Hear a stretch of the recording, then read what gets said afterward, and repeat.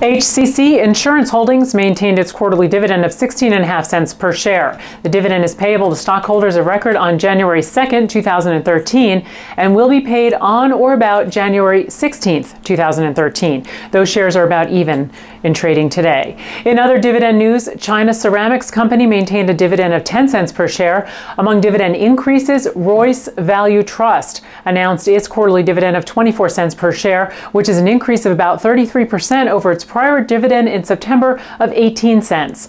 Royal Focus Trust announced its quarterly dividend of 17 cents per share, which is an increase of about 89% over its prior dividend in September of 9 cents. For PassFail.com, I'm Kristen Bianco, taking you behind the ticker.